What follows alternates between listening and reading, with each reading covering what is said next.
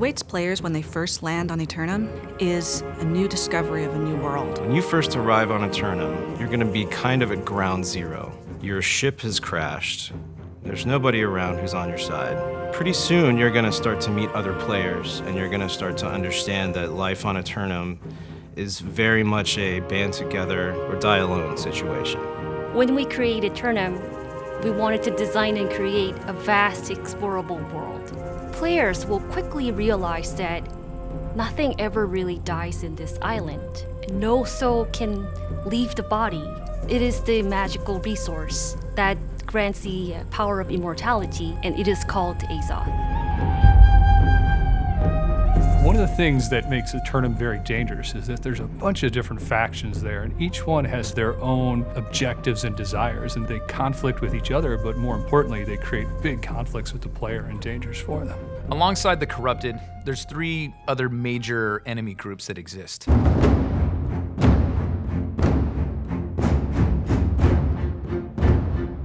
The Lost are the sort of soulless wretches of our game. They're people who have eternal life but have it without a soul, and as you learn, that is not a pleasant fate. They're stuck in this sort of like half-death state because they've died in some horrific way, or sailors who have crash landed on this island and sort of washed ashore here. They're the ghouls, the undead versions in our game.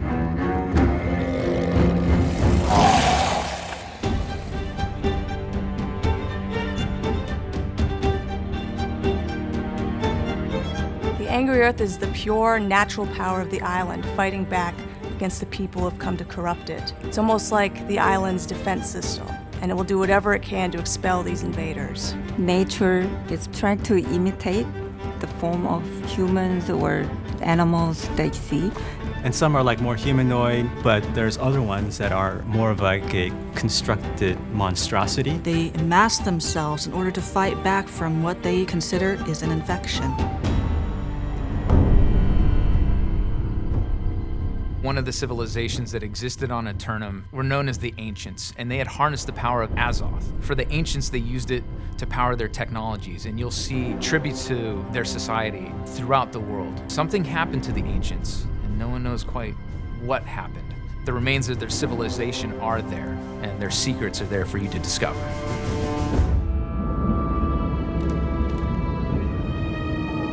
In Aeternum, the world fights back through the corrupted. So the corrupted notice the player, they notice them getting stronger and building up their settlements, and then they fight back. They might blockade a road, have a summoning portal, which portals lots of enemies of their type into the player's area. You can take one of the territories on Aeternum. You can ultimately grow your town to the point where not only the monsters in the woods want to take it from you, but other players as well. And when we have these massive wars over these territories, it's pretty special.